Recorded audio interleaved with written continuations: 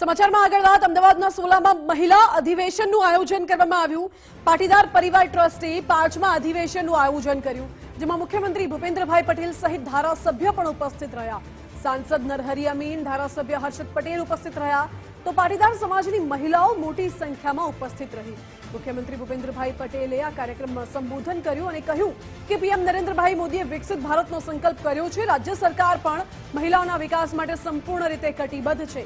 વડાપ્રધાને ગુજરાતને ભારતનું ગ્રોથ એન્જિન બનાવ્યું છે અને વિકસિત ભારત માટે ગુજરાત એટ 2047નો રોડમેપ પણ તૈયાર છે। મહિલા સુરક્ષા માટે પણ રાજ્ય સરકાર કટિબદ્ધ છે તેવું સીએમએ કહ્યું।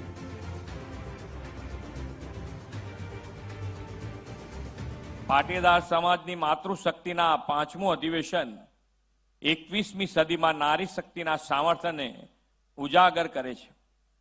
આદરણીય વડાપ્રધાનશ્રીના માર્ગદર્શનમાં આ ડબલ એન્જિન સરકાર માતા બહેનોના એડવાન્સમેન્ટ, એમ્પાવરમેન્ટ અને ડેવલપમેન્ટ એમ ત્રિપાખ્યા વ્યૂહ સાથે સેવારત છે। ગુજરાતમાં વિવિધ વર્ગોના વિકાસ માટે વિવિધ યોજનાઓ કાર્યરત છે। તેમાંથી 189 જેટલી યોજનાઓ સંપૂર્ણ રીતે મહિલાઓ માટે છે। રાજ્ય સરકાર મહિલાઓના સશક્તિકરણ અને સર્વાંગી વિકાસ માટે સંપૂર્ણ કટિબદ્ધ છે।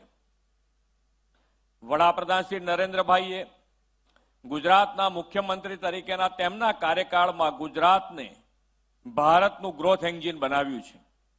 તેમણે નારી શક્તિના મહત્વને પ્રાથમિકતા આપીને વિકાસના દરેક ક્ષેત્રમાં મહિલાઓ આગળ આવે તેવો અભિગમ સાર્થક કર્યો છે।